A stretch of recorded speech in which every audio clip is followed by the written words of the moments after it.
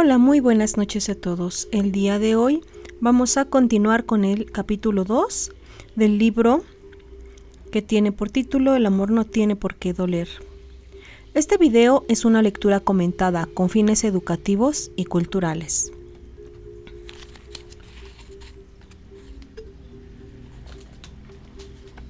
Bien, aquellos que me están escuchando o que se dieron a la tarea de escuchar este libro, cuéntenos qué les pareció la primera parte.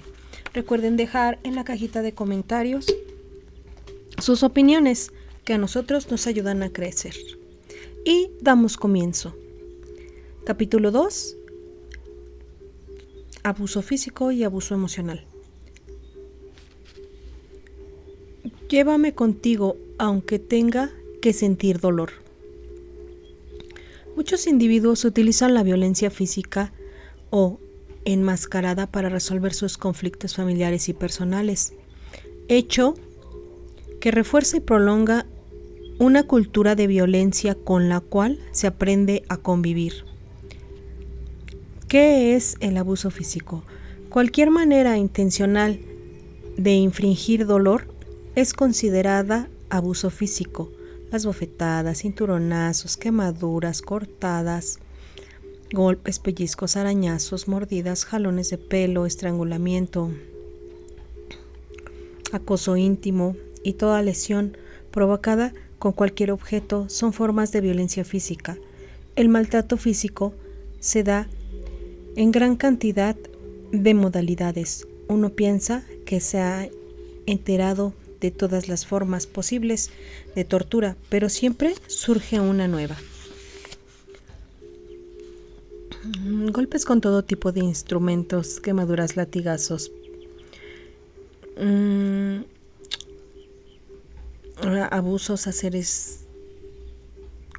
abusos con enseres domésticos, inyecciones, cortaduras, incluso agredir con armas punzocortantes. La lista es interminable y aberrante, aunque en muchas ocasiones la violencia física es notoria por las huellas que deja en la víctima. En la mayoría de los casos es imposible darse cuenta porque el agresor cotidiano elige áreas del cuerpo visibles solo si se quita la ropa. Aquí tenemos el testimonio de una joven de 14 años. Mi mamá nos golpea a mi hermana y a mí. Bueno, no siempre, solo cuando la hacemos enojar. Es muy fácil que se altere. Siempre debemos adivinar lo que quiere. Si no, nos grita y nos pega con las manos. Cuando éramos más chicas, nos agarraba de las trenzas y nos arrastraba por el suelo, nos castigaba, dejándonos varias horas en el patio, aunque estuviera lloviendo. Cuando hacía esto era horrible, porque nos moríamos de frío. A mi hermana le ha ido peor que a mí. Cuando tenía 11 años le arrancó una uña porque se la había pintado. Mi hermanita se desmayó del dolor y mi mamá la dejó ahí tirada. Después, cuando vio que le salía mucha sangre, ella la curó y la vendó. El dedo le quedó feo porque no la llevó al doctor. Siempre dice que ese dedo feo le va a recordar que debe portarse bien, que un día se lo va a agradecer. Pero no nos pega todo el tiempo. A veces es muy linda, nos consiente, nos compra cosas bonitas y entonces nos ponemos felices. Como no tenemos papá, no nos atrevimos a contarle a nadie lo que nos hacía por miedo que nos fuera peor. Ahora yo voy a cumplir 15 años y mi hermana 13, pero parece de menos. Se ve como una niñita. Dice que no quiere ser grande y siempre anda muy triste y callada. Cuando la ve así mi mamá se molesta mucho y le empieza a gritar, le echa en cara todo lo que ella hace por nosotros y que ella no se merece que le responda con esa actitud de mártir. Mi hermana se va haciendo bolita en algún rincón mientras mi mamá continúa con los reclamos hasta que se enfurece y entonces la agarra y la agrede nuevamente con los pies. Hace unos meses se puso peor la cosa porque ella empezó a reprobar todas las materias y la suspendieron del colegio. Mi mamá se puso como fiera y la golpeó con un palo de escoba hasta dejarla como Santo Cristo. Yo creía que le iba a matar y me asusté mucho. Como yo no sabía qué hacer, al día siguiente hablé con la maestra de mi hermana y le conté todo. Le dije que fuera a mi casa ese día para que viera con sus propios ojos cómo la había dejado, pero también le supliqué que no le dijera a mi mamá que yo le había dicho, porque entonces la iba a agarrar contra mí. La maestra, muy abusada, se presentó con policías y con otras personas, diciendo que ella sola se había dado cuenta del maltrato. A mí me llevaron a vivir con una tía y a mi hermana la trasladaron al hospital. Después, ella también se va a venir, pero mi tía ya sabe que va a necesitar ayuda psiquiátrica. A mí se me hace que mi hermana ya se volvió loca, porque dice que quiere irse con mi mamá cuando salga del hospital. De todas las agresiones, ese fue el testimonio. Ahora el escritor del libro continúa. De todas las agresiones físicas de las que un niño o una niña pueden ser víctima, el abuso íntimo es tal vez de los más dañinos. No importa si se llevó a cabo a la fuerza o por la vía de la seducción, si se alcanzó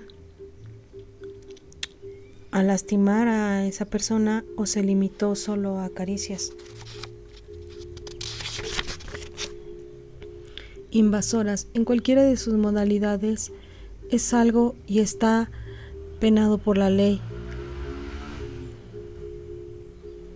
Aquí hay una parte, chicos, que no puedo continuar leyendo porque obviamente por el tipo de palabras que dice en el libro sería el contenido puede ser bloqueado o eliminado directamente, pero los invito, es la página 32 del libro El amor no tiene por qué doler, para que puedan continuar. La verdad es que no creo poder tener la forma de encontrar las palabras exactas para poderles describir lo que aquí dice, ¿no? Porque pues esa sería la otra, pero de momento no las encuentro. Voy a leer lo que pueda leer, pero lo que no, voy a hacer pequeños silencios. Entonces espero lo puedan entender, pero al final del día son temas un poco complejos, ¿no? Ok. Hablan precisamente de exhibiciones de niños.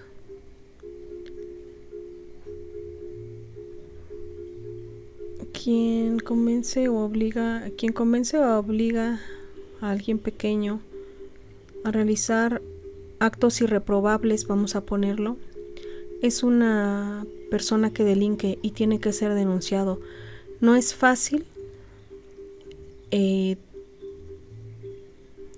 puedan denunciar ese tipo de situaciones. Hacerlo causa vergüenza, especialmente cuando uno es joven. Pero quien es víctima de ese tipo de agresiones debe hacer algo para acabar con esas situaciones. Muchos menores y jóvenes creen que todo se resolverá el día que puedan ser independientes o cuando logren liberarse de las personas que los maltratan. Pero eso no es verdad. Los consultorios de psiquiatras y psicólogos en todo el mundo están llenos de pacientes que después de 30 años o más siguen sufriendo porque no han podido superar los daños emocionales y psicológicos que arrastraron desde la infancia. Viene otro testimonio, vamos a ver si no es tan agresivo. Testimonio de una joven de 18 años. Mi hermano Antonio, el más grande y el consentido de mi mamá, siempre me echaba la culpa de todo y ella le creía. Si yo lo acusaba de algo, mi mamá me regañaba. Total, que yo siempre llevaba las de perder, además de que siempre he sido muy miedosa. Cuando yo tenía 8 años, él había cumplido 15. Un día que mis papás salieron, Toño se metió a mi cuarto y cometió un acto irreprobable. Yo estaba muy asustada y lo único que hacía era llorar. Fue muy feo. El dolor era horrible. Y hasta sangré. Después de lo que hizo, Me estuvo amenazando para que no le contara a nadie. Me dijo que yo tenía la culpa porque lo provocaba y que si mi mamá se enteraba me iba a echar de la casa por mi conducta. A partir de ese día, cada vez que mis papás salían, él lo hacía. Yo no decía nada y me aguantaba tratando de pensar cosas bonitas. Cuando mi hermano me veía llorar, me amenazaba más. Después de que embarazó a su novia, mi hermano se casó y hace 2 años que todos viven en mi casa. Yo pensé que teniendo esposa, él me iba a dejar en paz y que eso era bueno para mí, pero no fue así. Las primeras semanas no lo vi mucho, pero yo escuchaba cuando a través de las paredes ellos hacían ruidos y no me gustaba. Empecé a odiar a su esposa. No sé qué pasó conmigo. Sentía como si me lo estuvieran robando. Después, él volvió a meterse a mi cuarto varias veces, hasta que un día su esposa se dio cuenta. Sin embargo, ella no decía nada, solo me echaba miradas de odio, hasta que un día, cuando estábamos solas, me dijo que yo era una mala mujer y me aventó un vaso de agua. Al cumplir los 18, fui a ver a unas monjas que venden galletas cerca de mi casa. Les dije que yo quería ser monja y entrar al convento para no volver a ver a ningún hombre en toda mi vida. La Madre Superiora habló conmigo para ver si yo tenía vocación. Yo creo que sospechaba todo porque me empezó a hacer preguntas hasta que yo solté el llanto y no podía hablar. Entonces me dijo: «Alguien te hizo algo, ¿verdad?». Yo solo pude mover la cabeza para decirle que sí. No me aceptó en el convento. Dijo que yo no tenía vocación, pero yo pienso que fue porque, en cierto modo, esas situaciones me hicieron sentir sucia. Así que regresé a casa y cada día odiaba más a la esposa de mi hermano y ella a mí, hasta que pasó el accidente. Fue un domingo, mi hermano salió en el carro de mi papá con su esposa y su hijo, y solo este quedó vivo. Al niño se lo llevaron los papás de ella, y yo creo que Dios le dio un castigo por ser tan malos. Yo lloré mucho por mi hermano mayor. Era el único en mi casa que a veces me hacía caso, lo extrañaba mucho y se me quitaron las ganas de comer. Mi mamá, como ya no tenía hijo, se empezó a fijar en mí y decidió que necesitaba ir al psiquiatra porque me había hecho mucho daño la pérdida de mi hermano. Así fue como llegué a un psiquiatra que le recomendaron. La doctora se dio cuenta de que mi problema era más grande de lo que parecía y finalmente le conté todo. Llevo 4 meses en la terapia. Aunque me siento un poco mejor, creo que nunca me voy a casar ni nada de eso. Ahora sé que lo que pasó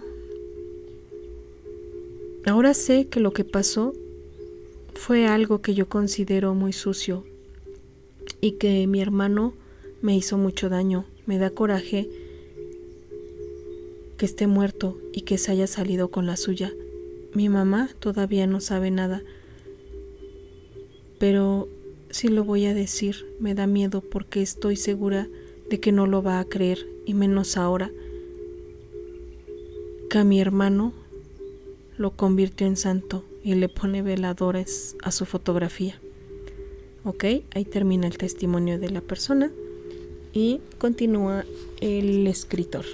Abuso emocional. No todos los abusos consisten en golpes u otras agresiones físicas. Igual de dañino el abuso emocional. En la mayoría de los casos es más difícil identificar las heridas ocasionadas por abuso emocional, aunque invisibles, duelen durante mucho tiempo y dañan tu carácter. Cualquier actitud o comportamiento que interfiera con tu salud mental o tu desarrollo social es una forma de abuso. Estamos hablando de violencia disfrazada de agresiones sutiles que, como los golpes, causan estragos. Casi nadie habla de este tipo de violencia subterránea. No obstante, el desgaste psicológico de la víctima es devastador. ataca la identidad de la persona disminuyendo gradualmente su individualidad. En un intento para elevar la propia autoestima, el agresor, sin compasión ni respeto, busca rebajar al otro. Estamos hablando de una verdadera crueldad mental. El deseo de humillar, denigrar y herir a otro es probablemente aún más difundido que el sadismo físico. El dolor psíquico puede ser tan intenso como el de los golpes o incluso mayor. Muchos padres abusan emocionalmente de sus hijos, al igual que los hombres de sus esposas y viceversa, maestros de sus alumnos, superiores de sus inferiores, un amigo del otro. Esta crueldad se emplea en cualquier situación en la que una persona no puede defenderse del agresor por encontrarse en una situación de inferioridad. El sadismo mental puede disfrazarse de muchos modos, en apariencia inofensivos. Una pregunta, un sarcasmo, una burla, una indirecta, una sonrisa o una simple observación. El agresor siempre consigue herir a su víctima y la humillación es tanto más eficaz cuando se realiza en presencia de otros. Se trata de una manipulación perversa, de una conducta malévola capaz de destruir moral y hasta físicamente a una persona. Este tipo de violencia puede ser tenue, pero siempre es constante y aniquiladora. Lenta y sutilmente una persona puede hacer pedazos a otra. El agresor es un tirano que hiere sin dejar rastro. Por esta razón, la víctima no tiene pruebas que pueda presentar ante una instancia legal, como es el caso de la violencia física. A través de una frialdad no evidente y utilizando un lenguaje no verbal que confunde tanto a la víctima, haciéndola dudar de sí misma, el agresor va destruyendo lentamente la autoestima de esta persona. Existen muchas maneras de ejercer esta violencia indirecta, acciones hostiles evidentes o no, insinuaciones u omisiones, algo que se dice, una actitud distante o de indiferencia, falta de agradecimiento, comentarios desestabilizadores disfrazados de exceso de amabilidad o frases en las que lo más importante no son las palabras, sino el tono que se utiliza. La víctima es humillada constantemente en detrimento de su dignidad. Su verdugo le pone en evidencia o se burla de ella en público, levanta los ojos al cielo en un gesto de desaprobación o la bombardea con indirectas y comentarios hirientes. En las familias los ataques velados son tan cotidianos que parecen normales. La violencia se mantiene oculta y se expresa mediante la simulación. Uno de los integrantes, el agresor, juega el papel de víctima para manipular al otro, logrando que éste se sienta culpable en cualquier situación. Después aparenta condescender, actitud que el agresor se cobrará a un precio muy alto. Un ejemplo de ello es el gran número de madres que utilizan el siguiente tipo de chantaje con sus hijos: si yo te importara, harías lo que te pido. Muchas veces el agresor descalifica a su cónyuge frente a los hijos, hiriendo así a toda la familia. Cuando se ejerce contra los niños, estos aprenden a utilizar el mismo tipo de violencia para defenderse y probablemente la reproducirán en la edad adulta. La violencia subterránea desgasta a todos los miembros, destruye los lazos familiares y va aniquilando la individualidad sin que la víctima se dé cuenta. Por parte de los padres, el abuso emocional se da cuando te gritan, te insultan, te amenazan, te chantajean, te critican, te comparan negativamente con otro o te denigran. Pero también existe la violencia por omisión, cuando los padres no logran satisfacer las necesidades básicas de la vida de un niño, como la nutrición, la educación o el afecto. Cualquier forma de abandono es violencia, y no solo el abandono total. Muchos niños crecen más cerca de una sirvienta que de su madre, o pasan mayor parte del día con extraños porque sus papás están muy ocupados. Esto también es abandono. Viene otro testimonio. Vamos a ver si lo podemos leer. Si hay cosas que no pueda leer, las voy a ir omitiendo. Voy a hacer pequeños silencios, ¿ok? Testimonio de un joven de 19 años. Odio a mi padre a tal grado que no lo puedo ni ver. Siempre ha sido cruel conmigo, pero no con golpes, sino con cada una de sus palabras y con cada uno de sus gestos. Para él, mi hermano Fidel es el perfecto, el inteligente y, por supuesto, el que más se le parece. A mí, que soy 2 años más chico, nunca me ha bajado de tarado.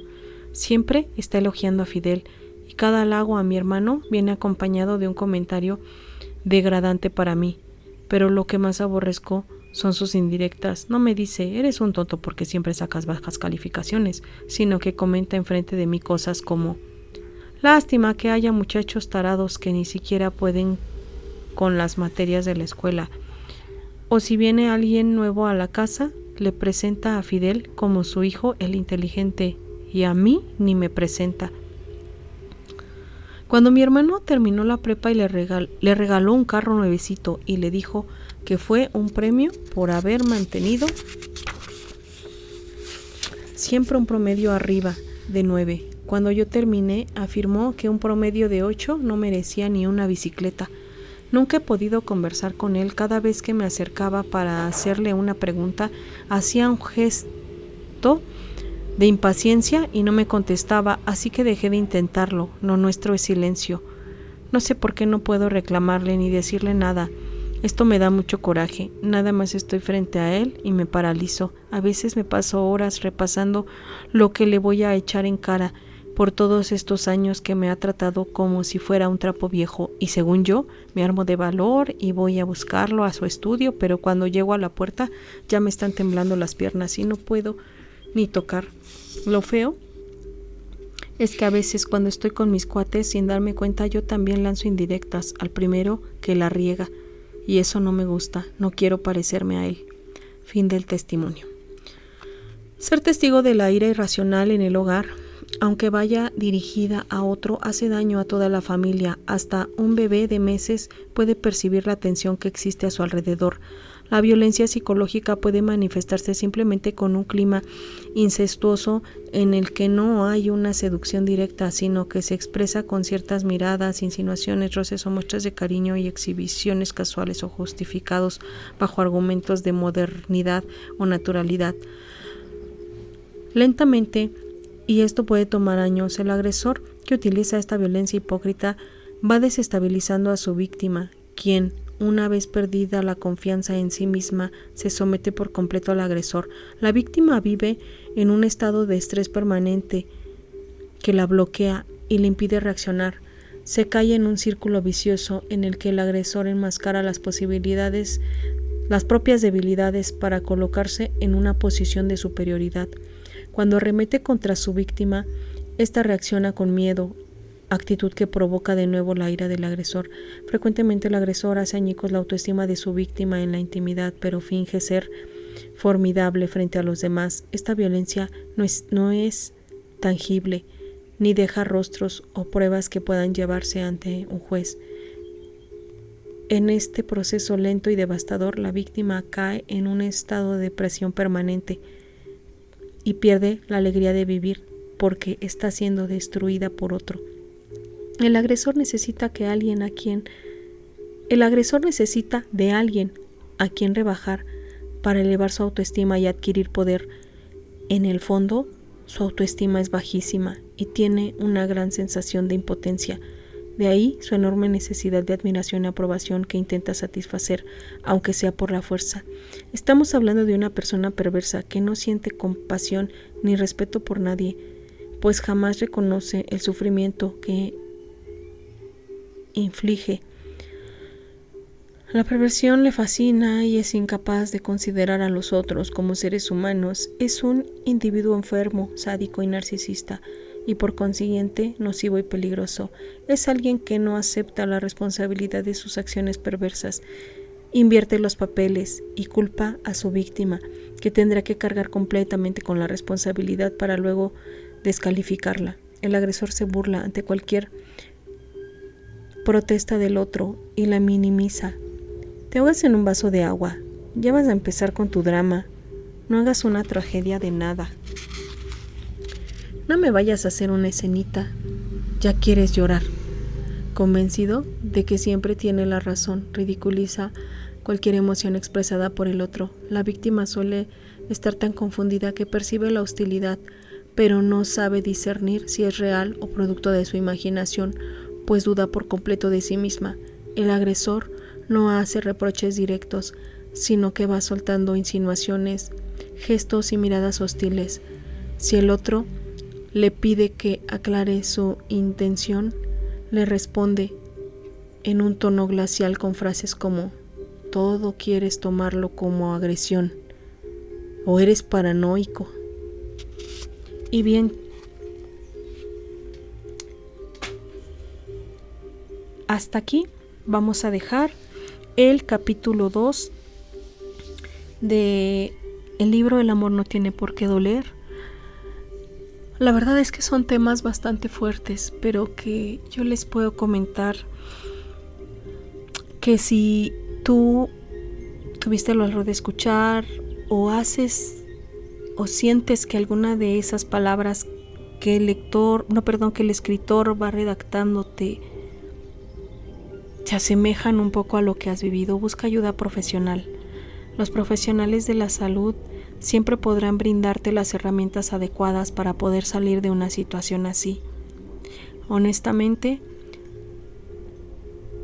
yo les puedo decir a manera personal que yo provenía de una familia que se parecía un poco. Es más, si yo veo un poco de esas situaciones, yo me parezco un poco a Fidel, o me parecía a Fidel. Tengo que decir que tuve que precisamente buscar ayuda profesional. Y algo que sí entiendo es que todos los días, en una búsqueda de ser mejor, cada día sanamos algo, y creo que esa es mi invitación para ti. No he llegado al final del libro, para serte honesta. Este libro lo leí hace más de 20 años. Ni siquiera recordaba con exactitud todo lo que venía adentro. Una terapeuta en su momento me mandó a leerlo para que yo pudiera entender ciertas cosas que me sucedían en la vida. Y tengo que confesarles que si yo lo empecé a leer, todavía tardé alrededor de 10 años. 10 años de mi vida en poder tomar una decisión para que mi vida cambiara. Entonces, yo creo que todos los días tenemos esa oportunidad de mejorar nuestras vidas, de mejorar nuestra persona, de mejorar nuestra familia, de mejorar nuestras relaciones. Porque al final, pues sí, pueden ser muchas situaciones, pero siempre hay una forma de seguir adelante y de salir. Entonces mi invitación para ti es, si te hace sentido, busca ayuda profesional, busca apoyo en las personas en las que confíes, habla con quien más confianza tengas en casa, con tus hermanos, con tu mamá, con los maestros. Siempre hay alguien que cuando, así como redactaba el otro testimonio de la niña, buscan ayuda, se las pueden brindar. ¿Ok? Entonces, pues esperemos que este capítulo no vaya a ser ahí cortado por parte de las palabras que dice, pero para mí ha sido un placer poder compartirles esta lectura y poder dejarles estos pequeños pues sí, libros, o estos libros que, como les comenté, lo tenía ahí guardado, lo tomamos y solo comenzamos a leer. Entonces, pasen una excelente noche y esperemos que mañana podamos estar aquí con otro capítulo más.